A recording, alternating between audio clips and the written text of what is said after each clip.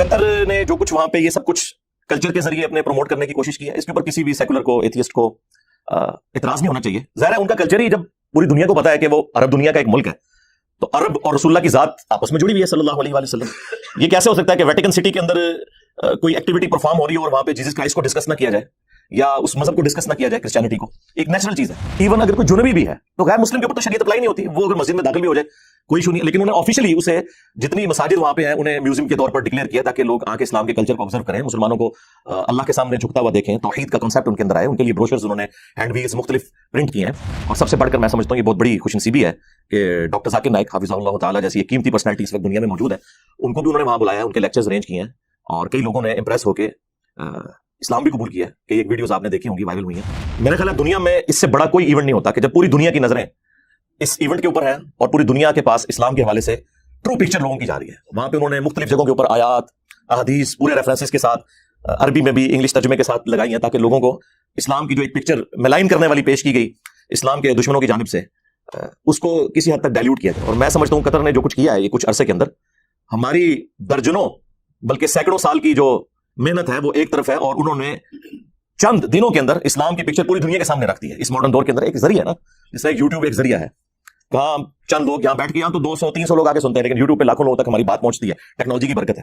اور جو انہوں نے ابتدائی سرمنی وہاں پہ ارینج کی تھی اس کے اندر جس طریقے سے انہوں نے گراؤنڈ کے اندر تلاوت کا اہتمام پلس بچوں کی قرات، پھر نماز کا اجتماعی ایک پوری پوسچرز لوگوں کے سامنے آئے کہ خدا کے سامنے کس طرح مسلمان جھکتے ہیں.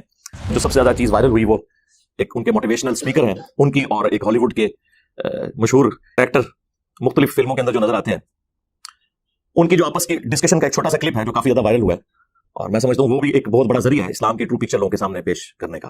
بل اس میں چند ایک چیزوں پہ مجھے ریزرویشن ہے. ایک ویڈیو کافی وائرل ہوئی جس میں ایک اسرائیلی کوئی صحافی تھا، تو وہ لوگوں سے انٹرویو کر رہا تھا اور وہ اس کو جواب نہیں دے رہے تھے.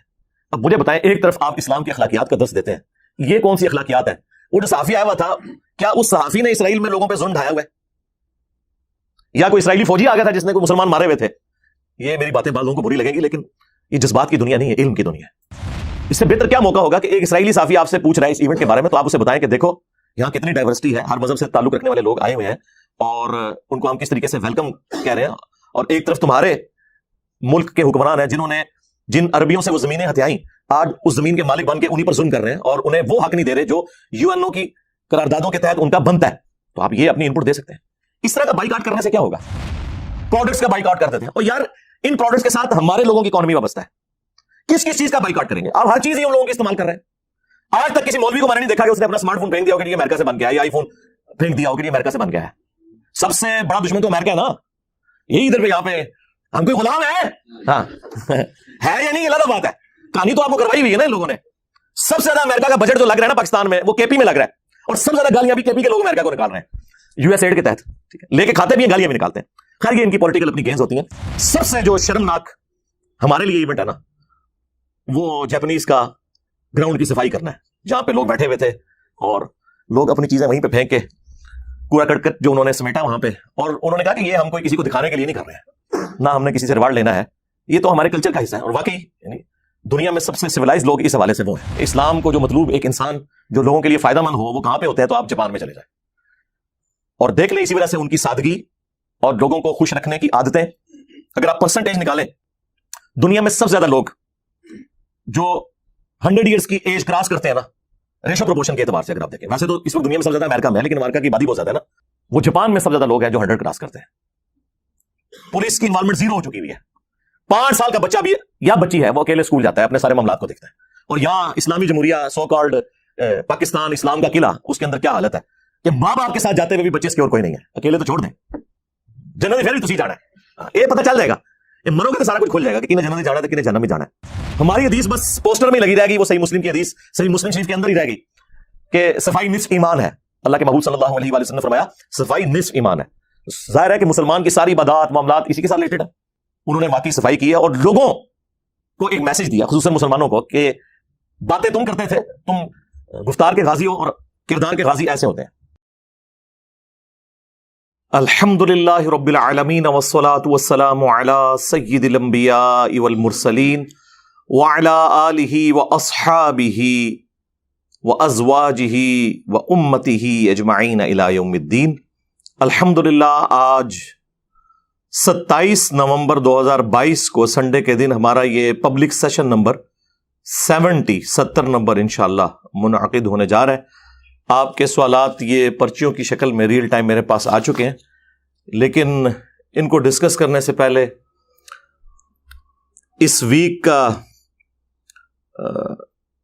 بلکہ اس مہینے کا سب سے بڑا کرنٹ ایشو ایک انٹرنیشنل ایونٹ فیفا کا جو ورلڈ کپ ہو رہا ہے قطر کے اندر، اس کے حوالے سے کچھ چیزیں میں ڈسکس کر لوں۔ ظاہر ہے آپ لوگوں کے انٹرسٹ کی چیز بھی ہے یہ۔ مجھے پرسنلی فٹ بال کے ساتھ کوئی دلچسپی نہیں ہے، میں نے زندگی میں کبھی کوئی فٹ بال کا ایک میچ بھی پورا نہیں دیکھا ہوگا، چند کوئی کلپس دیکھ لیے تو دیکھ لیے۔ لیکن یہ بات ماننے والی ہے کہ قطر نے جس طریقے سے اس سرمنی کو اسٹیبلش کیا ہے، پوری دنیا کے سامنے اسلام کی ٹرو پکچر، انٹروڈکشن اور جو پریزنٹیشن سکلز ہیں ان کی، اس کے حوالے سے مبارکباد کے مستحق ہیں۔ قطر کی جو گورنمنٹ ہے اور جتنے بھی لوگ اس انتظامیہ میں شامل ہیں، اس میں قطر کی جو پالیسیز ہیں ادر دین اس ایونٹ کے، اس سے کسی کو اختلاف ہو سکتا ہے، ہمیں بھی کچھ چیزوں میں ریزرویشن ہے، لیکن اوورآل یہاں پہ جو انہوں نے کنڈکٹ اپنا شو کیا ہے وہ باقی پوری مسلم دنیا کے لیے اور خصوصاً ہم جیسے لوگ جو ٹھیکیدار بنے ہوئے اسلام کے، ان کے لیے ایک بہت بڑا، ایک سمجھ لیں ان کے منہ کے اوپر تماچا ہی میں کہوں گا۔ یہاں پہ بھی کئی ایک ورلڈ ایونٹس ہوئے ہیں اور یہاں کی صورتحال آپ کے سامنے ہے۔ قطر نے جو کچھ وہاں پہ یہ سب کچھ کلچر کے ذریعے اپنے پروموٹ کرنے کی کوشش کی ہے، اس کے اوپر کسی بھی سیکولر کو، ایتھیسٹ کو اعتراض نہیں ہونا چاہیے۔ ظاہر ہے ان کا کلچر ہی، جب پوری دنیا کو پتا ہے کہ وہ عرب دنیا کا ایک ملک ہے، تو عرب اور رسول اللہ کی ذات آپس میں جڑی ہوئی ہے صلی اللہ علیہ وآلہ وسلم۔ یہ کیسے ہو سکتا ہے کہ ویٹیکن سٹی کے اندر کوئی ایکٹیویٹی پرفارم ہو رہی ہو اور وہاں پہ جیزس کرائسٹ کو ڈسکس نہ کیا جائے یا اس مذہب کو ڈسکس نہ کیا جائے، کرسچینٹی کو؟ ایک نیچرل چیز ہے، کوئی انہوں نے اسپیشلی یہ نہیں ہے کہ کوئی روٹین سے ہٹ کے چیزیں کی ہیں سوائے چند ایک چیزوں کے، اور وہ بھی لوگوں کی آسانی کی خاطر۔ ادروائز شراب اعلانیہ پینے کے اوپر پہلے بھی پابندی تھی، کوئی نئی پابندی انہوں نے نہیں لگائی ہے، بلکہ انہوں نے اس چیز کو عوام الناس تک اس حوالے سے پہنچا دیا ہے اور کلیریفیکیشن بھی اپنی دی ہے کہ بھئی ہم نے کوئی ایسی ایکٹیویٹی نہیں کی جو اسپیشلی آپ کو ٹارگٹ کیا ہو۔ اور اسی طریقے سے بے حیائی کے حوالے سے جو ان کا سٹانس ہے وہ بالکل وہ پہلے سے ہی ہے، اس میں کوئی نئی چیز انہوں نے ایڈ نہیں کی ہے، بلکہ انہوں نے تو ریلیکس کیا ہے کئی معاملات کے اندر۔ آپ دیکھیں اگر، یعنی مساجد کے اندر غیر مسلموں کا داخلہ، شرعی اعتبار سے تو اس کے اوپر کوئی قباحت نہیں ہے، لیکن اسلام کے کلچر میں اسے برا سمجھتی ہے پبلک، جاہلیت کی وجہ سے۔ اسلام میں تو اس طرح کی کوئی ممانعت نہیں ہے۔ ایون اگر کوئی جنبی بھی ہے تو غیر مسلم کے اوپر تو شریعت اپلائی نہیں ہوتی، وہ اگر مسجد میں داخل بھی ہو جائے کوئی ایشو نہیں ہے، لیکن انہوں نے آفیشلی اسے، جتنی مساجد وہاں پہ ہیں انہیں میوزیم کے طور پر ڈکلیئر کیا تاکہ لوگ آ کے اسلام کے کلچر کو آبزرو کریں، مسلمانوں کو اللہ کے سامنے جھکتا ہوا دیکھیں، توحید کا کانسیپٹ ان کے اندر آئے۔ ان کے لیے بروشرز انہوں نے ہینڈ ویلز مختلف پرنٹ کیے ہیں، اور سب سے بڑھ کر میں سمجھتا ہوں یہ بہت بڑی خوش نصیبی ہے کہ ڈاکٹر ذاکر نائک حافظہ اللہ تعالی جیسی ایک قیمتی پرسنالٹی اس وقت دنیا میں موجود ہیں، ان کو بھی انہوں نے وہاں بلایا ہے، ان کے لیکچرز ارینج کیے ہیں، اور کئی لوگوں نے امپریس ہو کے اسلام بھی قبول کیا ہے۔ کئی ایک ویڈیوز آپ نے دیکھی ہوں گی، وائرل ہوئی ہیں، تو یہ ایک بہت بڑی اس حوالے سے انہوں نے اچیومنٹ کی ہے۔ اور ڈاکٹر ذاکر نائک نے بھی یعنی اسپیسیفکلی جن ٹاپکس کو ہاتھ ڈالا ہے اس موقع کے اوپر، کامن ٹرمز کے اعتبار سے concept of God in all the religions, جو خدا کا تصور ہے تمام مذاہب کے اندر، اس کے اوپر اسپیسیفکلی انہوں نے ایمفسائز کیا ہے، اور اسلام خدا کا کیا تصور پیش کرتا ہے۔ اب جس کی مرضی وہ حق قبول کرے، جس کی مرضی نہ کرے۔ میرا خیال ہے دنیا میں اس سے بڑا کوئی ایونٹ نہیں ہوتا کہ جب پوری دنیا کی نظریں اس ایونٹ کے اوپر ہیں اور پوری دنیا کے پاس اسلام کے حوالے سے ٹرو پکچر لوگوں کی جا رہی ہے۔ وہاں پہ انہوں نے مختلف جگہوں کے اوپر آیات، احادیث، پورے ریفرنسز کے ساتھ عربی میں بھی انگلش ترجمے کے ساتھ لگائی ہیں تاکہ لوگوں کو اسلام کی جو ایک پکچر ملائن کرنے والی پیش کی گئی اسلام کے دشمنوں کی جانب سے، اس کو کسی حد تک ڈائلیوٹ کیا جائے. اور میں سمجھتا ہوں قطر نے جو کچھ کیا ہے یہ کچھ عرصے کے اندر، ہماری درجنوں بلکہ سینکڑوں سال کی جو محنت ہے وہ ایک طرف ہے، اور انہوں نے چند دنوں کے اندر اسلام کی پکچر پوری دنیا کے سامنے رکھ دی ہے. اس ماڈرن دور کے اندر ایک ذریعہ ہے نا، اس طرح یوٹیوب ایک ذریعہ ہے. کہاں چند لوگ یہاں بیٹھ کے، یہاں تو 200-300 لوگ آگے سنتے ہیں، لیکن یوٹیوب پہ لاکھوں لوگوں تک ہماری بات پہنچتی ہے. ٹیکنالوجی کی برکت ہے. اور جب اتنا میگا ایونٹ فیفا کا ورلڈ کپ ہو رہا ہو فٹ بال کا، پوری دنیا کی نظریں اس کے اوپر ہوں، اور دنیا کے ہر کونے میں کھیلے جانے والا وہ ایک ایسی گیم ہے، لوگ انٹرسٹ بھی رکھتے ہیں. ظاہر سستی بھی ہے، ایک ہی فٹ بال لینا ہے. کرکٹ تو ذرا مہنگی گیم ہے، اور باقی گیمز یہ تو بہت سستی گیم ہے. اور بچپن میں آلموسٹ سب لوگوں نے فٹ بال کھیلا ہوتا ہے، اس وجہ سے لوگوں کا انٹرسٹ بھی زیادہ ہوتا ہے. اور جو انہوں نے ابتدائی سرمنی وہاں پہ ارینج کی تھی، اس کے اندر جس طریقے سے انہوں نے گراؤنڈ کے اندر تلاوت کا اہتمام، پلس بچوں کی قرات، پھر نماز کا اجتماعی ایک پوری پوسچرز لوگوں کے سامنے آئے کہ خدا کے سامنے کس طرح مسلمان جھکتے ہیں. اور اس میں جو سب سے زیادہ چیز وائرل ہوئی وہ ایک ان کے موٹیویشنل سپیکر ہیں ان کی، اور ایک ہالی ووڈ کے مشہور ایکٹر مختلف فلموں کے اندر جو نظر آتے ہیں، ان کی جو آپس کی ڈسکشن کا ایک چھوٹا سا کلپ ہے جو کافی زیادہ وائرل ہوا ہے. اور میں سمجھتا ہوں وہ بھی ایک بہت بڑا ذریعہ ہے اسلام کی ٹرو پکچر لوگوں کے سامنے پیش کرنے کا. اس میں جو انہوں نے وہ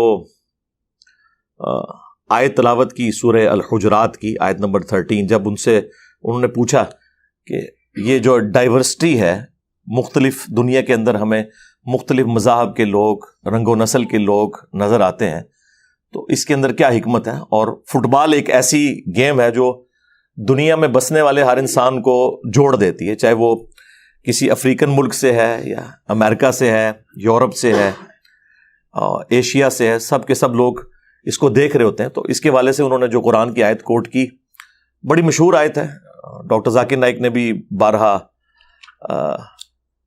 اپنے لیکچرز میں اس آیت کو کوٹ کیا ہے. اور میرا خیال ہے اس سے بہتر کوئی موقع نہیں تھا، اور نہ اس سے بہتر کوئی قرآن کی آیت مبارکہ تھی اس حوالے سے کہ کوٹ کی جاتی اسپیسیفکلی اس ایونٹ کے اوپر. سورہ الحجرات کی آیت نمبر 13، اعوذ باللہ من الشیطان الرجیم، بسم اللہ الرحمن الرحیم. یا ایھا الناس، اے لوگو، یہاں انسانیت کو خطاب ہے، چاہے وہ مسلمز ہیں چاہے نان مسلمز ہیں. انا خلقناکم من ذکر و انثی، بے شک ہم نے تمہیں ایک مرد اور ایک عورت سے پیدا کیا. یعنی یہ جتنی بھی ہیومینٹی آپ کو نظر آ رہی ہے، اس کا اوریجن ایک ہی جوڑا ہے، سیدنا آدم علیہ السلام اور سیدہ حوا سلام اللہ علیہا. وَجَعَلْنَاكُمْ شُعُوبًا وَقَبَائِلَ، اور ہم نے تمہیں مختلف خاندانوں میں اور قبیلوں میں بانٹ دیا. تو یہ تو اللہ تعالیٰ نے خود بانٹا ہے. بعض لوگ میرے اوپر بھی اعتراض کرتے ہیں کہ آپ مرزا ساتھ کیوں لکھتے ہیں. ظاہر ہے یہ اللہ تعالیٰ نے بانٹا ہے. صحابہ کرام بھی اپنے ناموں کے ساتھ قبیلوں کے نام لکھا کرتے تھے. ابو موسیٰ اشعری، تو یہ اشعری قبیلے کی نسبت سے تھا. ابو ذر غفاری، یہ غفاری جو نسبت لکھی جاتی تھی یہ ان کے قبیلے کی وجہ سے تھی. رسول اللہ کے ناموں میں ہاشمی بولتے ہیں صلی اللہ علیہ وآلہ وسلم، تو آپ کے قبیلے کی نسبت تھی. لیکن اس کی بنیاد کے اوپر کسی کو اونچا نیچا نہیں کرنا، وہ ایک الگ ٹاپک ہے. بہرحال یہ اللہ تعالیٰ نے خاندانوں میں اور مختلف قبائل کے اندر مختلف رنگ و نسل میں جو لوگوں کو بانٹا ہے، تو اس کا مقصد اللہ تعالیٰ نے پھر بتا دیا ساتھ ہی کہ ہم نے یہ سب کچھ اس لیے کیا لِتَعَارَفُوا، تاکہ تم ایک دوسرے کو پہچان سکو. اب یہ اتنا گہرا جملہ ہے.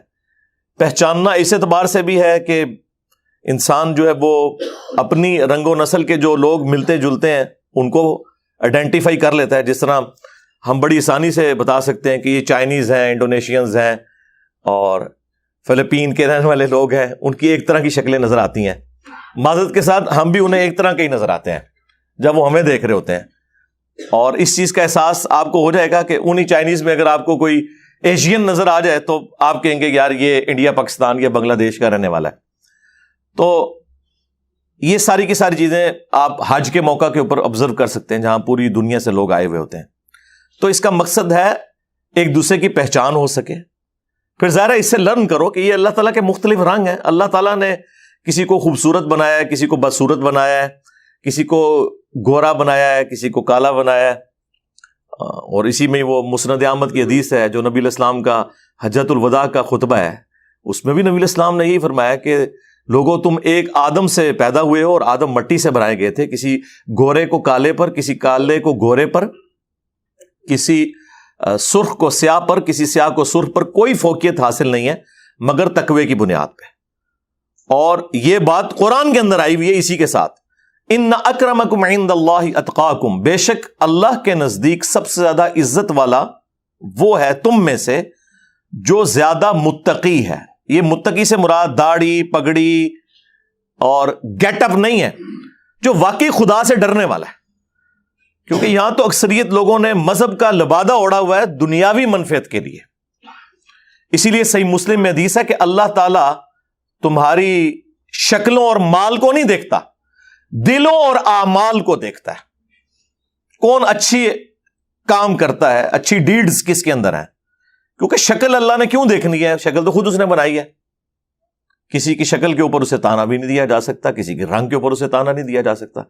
دیکھیں آج ہمیں حضرت بلال حبشی سے محبت ہے تو کیا ان کی شکل دیکھ کے محبت ہے؟ وہ ہمارے سامنے بھی آ جائیں تو شاید سب کانٹیننٹ کے لوگوں کو ان کی شکل پسند نہ آئے. جو یہاں پہ کرائٹیریا ہے کسی کو جج کرنے کا کہ جی ناک باریک ہونا چاہیے, ہونٹ پتلے ہونے چاہیے, تو حبشی جو ہے اس کے تو ہونٹ بھی موٹے ہوں گے, ناک بھی موٹا ہوگا, رنگ بھی کالا ہی ہوگا. یہ نہیں ہے کہ وہ حضرت بلال حبشی جو ہیں وہ ان کی شکل و صورت کوئی ایسی تھی کہ جو ایک آئیڈیل شکل و صورت, ہم ان کے کردار کی وجہ سے ان سے محبت کرتے ہیں. صحابہ اکرام کو ہم نے نہیں دیکھا ہوا, حضرت ابو بکر, عمر, عثمان, علی رضی اللہ عنہم اجمعین وعلیہم السلام اجمعین, لیکن ہم ان کے کردار کی وجہ سے, ان کی جو کمٹمنٹ تھی اللہ کے لیے, اس کے محبوب صلی اللہ علیہ وآلہ وسلم کے لیے, اس کی وجہ سے ہم ان سے محبت کرتے ہیں. تو سب سے بہتر وہ ہے جو تم میں متقی ہو, ڈرنے والا ہو. کس سے؟ اللہ سے. Accountability of the day of judgment, کہ مجھے اللہ کے حضور پیش ہو کر اپنے اعمال کا حساب دینا ہے. اور اعمال کون کون سے؟ حقوق اللہ بھی اور حقوق العباد بھی. یہ نہیں ہے کہ میں 5 وقت نماز پڑھ رہا ہوں, حج میں نے کیا ہوا ہے, لمبی سی داڑھی رکھ لی ہے, ایک تھان کی پگڑی باندھ لی ہے, اور اپنے یتیم بھانجوں اور بھتیجوں کی جائیداد کے اوپر قبضہ بھی کر لیا ہے, اور یہ سمجھ رہا ہوں کہ چلو پہلے میں اگر 2 نفل پڑھتا تھا اب 4 نفل تہجد کے پڑھ دیا کروں گا اور یہ گناہ معاف کروں. نہ, اسلام میں ایسا نہیں ہوگا. مسلم شریف میں حدیث ہے, جانتے ہو مفلس کون ہے؟ صحابہ نے عرض کیا اللہ کے رسول, ہم تو اسی کو مفلس سمجھتے ہیں جس کے پاس دنیا کا مال نہ ہو. آپ صلی اللہ علیہ وآلہ وسلم نے فرمایا میری امت کا مفلس وہ ہے جو پہاڑوں کے برابر نیکیاں لے کر آیا قیامت والے دن, نماز, روزہ, حج, زکات, ایک ایک نیکی رسول اللہ نے گنوائی صلی اللہ علیہ وآلہ وسلم, لیکن اس حال میں آیا کہ دنیا میں کسی کو مارا, کسی کو پیٹا, کسی کا خون بہایا, کسی کو دھمکی دی, تو وہ سب کے سب لوگ اللہ کے حضور حاضر ہوں گے کہ یا اللہ آج تو ہمیں بدلہ چاہیے. اللہ تعالیٰ فرمائے گا آج کے دن کی جو نیکیاں ہیں نا وہی ہے کرنسی آج کی, تو اس کی نیکیاں لے جاؤ. ایک ایک کر کے لوگ وہ دنیا میں کیے ہوئے جو ظلم تھے ان کے ایکویلنٹ اس کی نیکیاں لے جائیں گے, اس کا نامہ اعمال خالی ہو جائے گا. ابھی بھی کچھ لوگ باقی ہوں گے جن کا اس نے حساب و کتاب والا معاملہ اللہ کے حضور ہونے والا ہوگا. اللہ تعالیٰ فرمائے گا اس کی نیکیاں تو ختم ہے, چلو اب اس طرح کرتے ہیں, تمہارے گناہ اس کے نامہ اعمال میں ڈالتے ہیں اور وہ جہنم میں پھر پھینک دیا جائے گا. یعنی اس کی نیکیاں دھری کی دھری رہ گی, صرف اس وجہ سے کہ اس نے حقوق العباد کے معاملے میں, اللہ تعالیٰ نے حقوق العباد کا معاملہ بندوں کے اوپر چھوڑا ہوا ہے. بہت کریٹیکل ایشو ہے. بخاری میں حدیث ہے جس نے کوئی لین دین کا معاملہ کسی کے ساتھ کیا ہوا ہے دنیا ہی میں پورا کر لے, آخرت کی کرنسی درہم اور دینار نہیں ہوں گے بلکہ نیکیاں ہوں گی. اب مجھے بتائیں آخرت میں اگر انسان کوئی نامہ اعمال لے کے گیا اور وہ ان وجوہات کی بنا پر خالی ہو گیا تو اس سے بڑی شرمندگی اس کے لیے کیا ہو سکتی ہے؟ دنیا میں تو اس نے لبادہ نیکی کا اوڑھا ہوا تھا, اور دنیا کا کوئی مال وہاں لے بھی جائے قبول نہیں کیا جائے گا. قرآن میں اللہ تعالیٰ نے کئی مقامات پہ فرمایا کہ اگر پوری زمین سونے کی کسی کے پاس ہو تو وہ فدیے کے طور پر دے دے گا اپنی جان چھڑانے کے لیے. لیکن یہ بفرض محال ہے, ایسا ہوگا نہیں. وہاں تو جسم پہ کپڑے بھی نہیں ہوں گے قیامت کے دن جب اٹھایا جائے گا. بخاری مسلم میں حدیث ہے کہ سب کے سب لوگ ننگے اٹھائے جائیں گے جس طرح پیدا ہوئے تھے. سب سے پہلے ابراہیم علیہ السلام کو لباس پہنایا جائے گا. صرف انبیاء کا پروٹوکول ہوگا کہ انہیں لباس پہنایا جائے گا, ادروائز باقی سب کے سب لوگ ننگے ہوں گے. تو صحابہ نے عرض کی کہ اللہ کے رسول, لوگ ایک دوسرے کو اس طرح دیکھ رہے ہوں گے. تو رسول اللہ نے فرمایا وہ دن اس سے زیادہ سخت ہوگا کہ کوئی شخص کسی کی طرف دیکھے, اسے تو اپنی فکر پڑی ہوئی ہوگی. اللہم اجرنا من النار, اللہم اجرنا من النار, آمین. اللہم حاسبنا حسابا یسیرا, آمین. خیر اس کے اوپر تو اب گھنٹوں بولا جا سکتا ہے, یہ تو ٹاپک ہی ایک ایسا ہے. بہرحال جسے خدا کی شناخت ہے, خدا کا خوف ہے, اللہ کا تقوی ہے جس کے اندر, وہ اللہ کے حضور سب سے زیادہ عزت والا ہے. ان اللہ علیم خبیر, بے شک اللہ تعالی علم والا اور جاننے والا ہے. اس کے علاوہ بھی کئی ایک مقامات ہیں قرآن میں, اگر آپ کو شوق ہو. سورہ النساء کی پہلی آیت, وہ بھی پوری انسانیت کو خطاب ہے. چلے میں کراس ریفرنس کے طور پہ آپ کو یہاں پہ بیان کر دیتا ہوں. یا ایھا الناس, اے لوگو, اتقوا ربکم الذی خلقکم من نفس واحدہ, اس رب سے ڈر جاؤ, اس کا تقوی اختیار کرو جس نے ایک جان سے تمہیں پیدا کیا. وخلق منہا زوجہا, اور اسی سے اس کا جوڑا بنایا. وبث منہما رجالا کثیرا, اور یہ مرد و عورت کا جب جوڑا پھر اس سے کثیر تعداد میں پھیلا دیے مرد اور عورتیں. واتقوا اللہ, اسی اللہ کا تقوی اختیار کرو. الذی تساءلون بہ والارحام, کہ جس کے واسطے سے ایک دوسرے سے تم ریکویسٹ کرتے ہو. یعنی جب مسئلہ بالکل پھنس جائے نا تو لوگ کیا کہتے ہیں, یار اللہ کے لیے معاف کرتے ہیں. یہ آخری بات ہوتی ہے جب کوئی آرگومنٹ باقی نہ رہے. تو اللہ تعالیٰ فرماتا ہے جس رب کا واسطہ دیتے ہو نا جب تمہارے مسئلے پھنسے ہوئے ہوتے ہیں, اس سے ڈرو بھی. یعنی لوگوں کو تو کہہ رہے ہو کہ اللہ سے ڈرو اور مجھ پر رحم کرو, تم بھی اللہ سے ڈرنے والے ہو یا نہیں. والارحام, اور رحمی رشتوں کا بھی خیال رکھنا. یہ حقوق العباد والا معاملہ آ گیا. یعنی جو آپ کی رشتہ داریاں ہیں ان میں کوئی قطع تعلقی والا معاملہ, کسی کے ساتھ بدسلوکی والا معاملہ نہ ہو. ان اللہ کان علیکم رقیبا, بے شک اللہ تعالیٰ تمہیں دیکھ رہا ہے جو کچھ تم کر رہے ہو, تمہارے اوپر خود اللہ تعالیٰ گواہ ہے. یہ سورہ الحجرات کی آیت انہوں نے پڑھی, اور یہ سورۃ النساء تو چلے میں نے کراس ریفرنس کے طور پر آپ کو بتا دی. الحمدللہ یہ یعنی جس طریقے سے انہوں نے ایونٹ کو وہاں مینیج کیا اور آیات اور احادیث کو ڈسپلے کر کے ٹرو پکچر اسلام کی پیش کرنے کی کوشش کی ہے, ایک بہت بڑی ایکٹیویٹی ہے. بل اس میں چند ایک چیزوں پہ مجھے ریزرویشن ہے. ایک ویڈیو کافی وائرل ہوئی جس میں ایک اسرائیلی کوئی صحافی تھا, تو وہ لوگوں سے انٹرویو کر رہا تھا اور وہ اس کو جواب نہیں دے رہے تھے. اب مجھے بتائیں, ایک طرف آپ اسلام کی اخلاقیات کا درس دیتے ہیں, یہ کون سی اخلاقیات ہیں؟ وہ جو صحافی آیا ہوا تھا, کیا اس صحافی نے اسرائیل میں لوگوں پہ ظلم ڈھایا ہوا ہے؟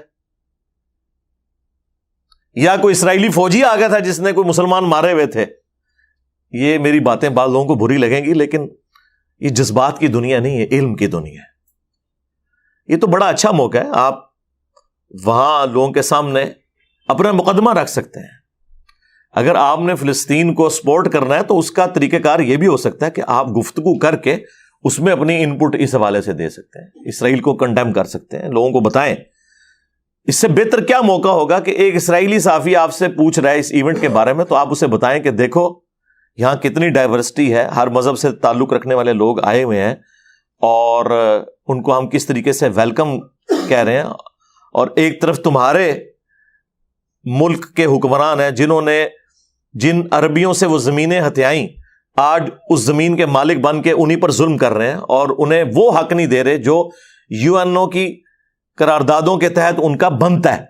تو آپ یہ اپنی ان پٹ دے سکتے ہیں. اس طرح کا بائیکاٹ کرنے سے کیا ہوگا؟ پروڈکٹس کا بائیکاٹ کر دیتے ہیں. اور یار ان پروڈکٹس کے ساتھ ہمارے لوگوں کی اکانومی وابستہ ہے. کس کس چیز کا بائیکاٹ کریں گے؟ آپ ہر چیز ہی ان لوگوں کی استعمال کر رہے ہیں.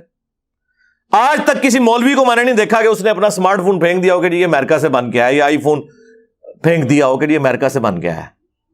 سب سے بڑا دشمن تو امریکہ ہے نا. یہی ادھر پہ یہاں پہ ہم کوئی غلام ہے؟ ہاں ہے یا نہیں, یہ علیحدہ بات ہے. کہانی تو آپ کو کروائی ہوئی ہے نا ان لوگوں نے. سب سے زیادہ امریکہ کا بجٹ جو لگ رہا ہے نا پاکستان میں, وہ کے پی میں لگ رہا ہے, اور سب سے زیادہ گالیاں بھی کے پی کے لوگ امریکہ کو نکال رہے ہیں یو ایس ایڈ کے تحت. ٹھیک ہے, لے کے کھاتے بھی ہیں, گالیاں بھی نکالتے ہیں. خیر یہ ان کی پولیٹیکل اپنی گینز ہوتی ہیں. حقیقت یہ ہے کہ دنیا میں آپ نے رہنے کے لیے اختلاف رائے اپنا رکھنا ہے, اپنی اسٹریٹجیز بنانی ہے, لیکن اعلانیہ جنگ تو نہیں کسی کے ساتھ ڈکلیئر کر دینی.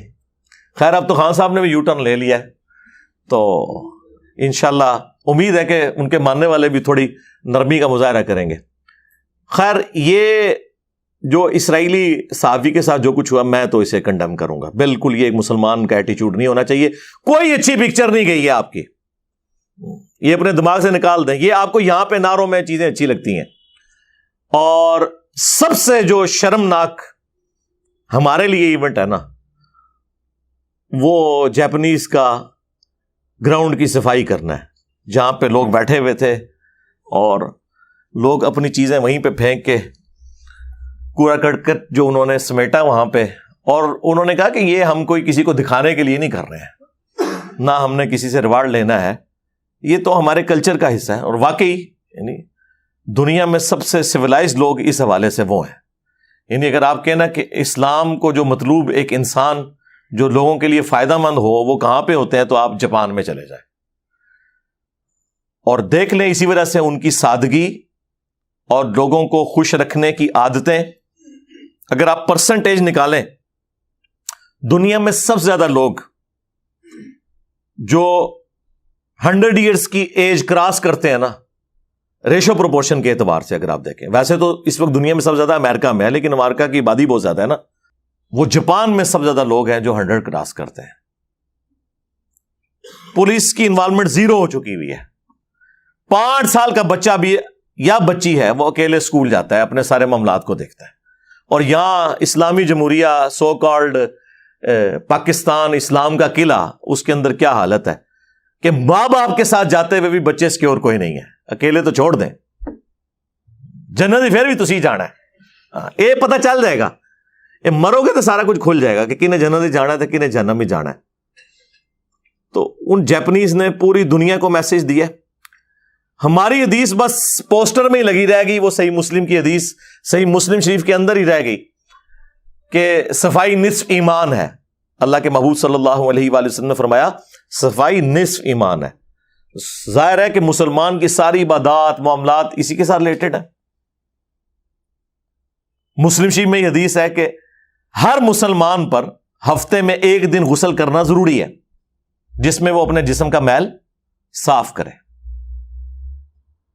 تو یہ مسلم شریف میں ہی صفائی کی باتیں رہ گئیں. قرآن میں ہی وضو اور غسل کے بارے میں جو احکامات ہیں وہ قرآن میں ہی لکھے رہ گئے.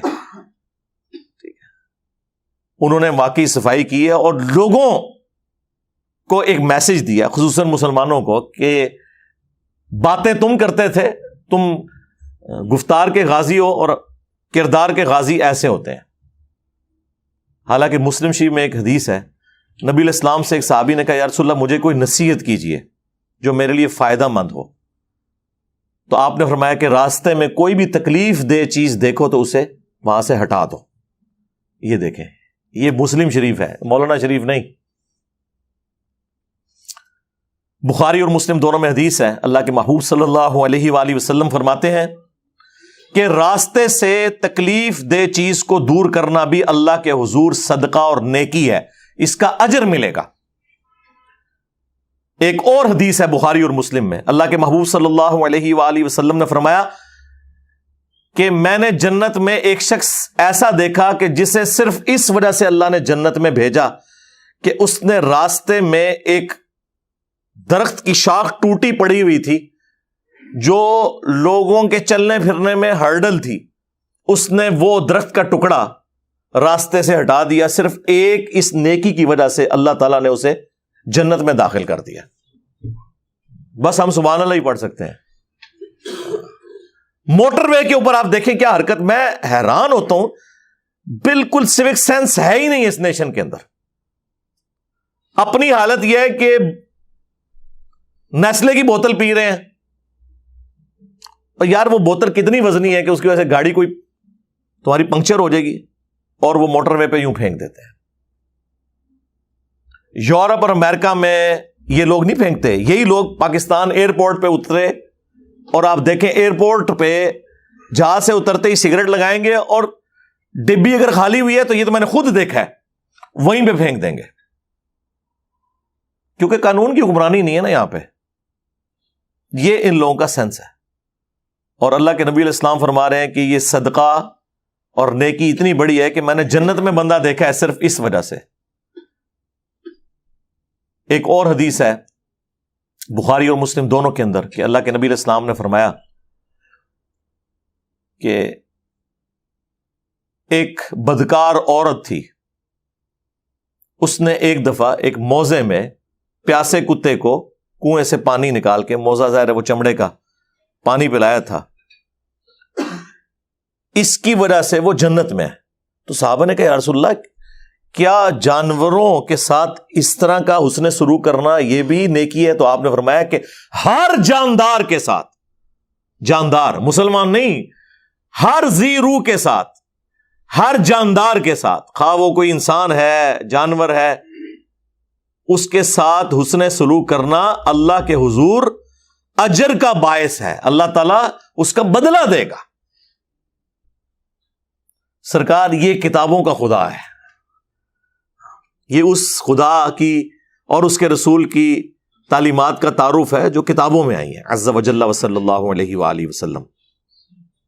حتیٰ کہ بخاری مسلم میں ایک اور حدیث ہے, نبی علیہ السلام نے فرمایا کہ جو لوگ بھی کھیتیاں اگاتے ہیں, درخت اگاتے ہیں, اور اس سے عام لوگ اور جانور اور پرندے کھاتے ہیں, اللہ کے حضور ان کے لیے بھی یہ صدقہ جاریہ لکھا جاتا ہے. یہ تو ہمارے ریلیجن کے اندر تھی چیزیں جو آج ہمیں اخلاقی قوانین گورا بتا رہا ہوتا ہے کہ جی آپ نے جو ہے وہ درخت لگانے ہیں اور بڑی فائدہ مند چیز ہے. یار ہمارے لیے تو ویسے ہی موٹیویشن ہے کہ ہم نے اللہ سے اجر لینا ہے, دنیا میں نہ بھی ملے. تو مسلمان کے لیے تو یہ چیزیں بالکل واضح ہونی چاہیے. اور اس کا سائملٹینیس کنٹراسٹ بخاری مسلم دونوں میں حدیث ہے کہ ایک عورت تھی نیک, وہ صرف اس وجہ سے جہنم میں چلی گئی کہ اس نے ایک بلی کو قید کر دیا, اور وہ بلی بھوکی پیاسی مر گئی. اس کی وجہ سے اللہ تعالیٰ نے اسے جہنم میں پھینک دیا کہ تم نے اس بلی کو آزاد کیوں نہ کیا کہ یہ کھا پی سکتی. ویسے آپ بلیاں پال سکتے ہیں, کوئی مسئلہ نہیں, لیکن ان کی خوراک کا اہتمام کریں. تو اللہ تعالیٰ جانداروں کے معاملے میں اتنا زیادہ سختی فرمانے والا ہے, تو انسانیت کی قدر تو پھر آپ سوچ سکتے ہیں. باقی ہم تو اس موقع کو غنیمت جان کے مسلمانوں کو جھنجھوڑنے کی کوشش کرتے ہیں. چلیں یہ فٹ بال کے بہانے سے ہی لوگوں کو اسلام کی ٹرو پکچر تو نظر آئے. اینڈ پہ میں بالکل سلوٹ کروں گا قطر کی گورنمنٹ کو بھی کہ جو کچھ انہوں نے جس طریقے سے ان معاملات کو چلایا. باقی پوری مسلم ورلڈ کے لیے ایک اچھا ایک موقع ہے کہ وہ بھی ان سے لرن کریں کہ بجائے صرف نعرے لگانے کے اسلام کے نام کے اوپر اور ظاہری چیزوں کے اوپر توجہ دینے کے, ان چیزوں کے اوپر توجہ دیں کہ جس کی وجہ سے آپ اسلام کی تبلیغ کر سکتے ہیں. صلو علی محمد وآل محمد, اللہم صلی علی محمد وعلی آل محمد واصحاب محمد وازواج محمد وامت محمد اجمعین الی یوم الدین, آمین.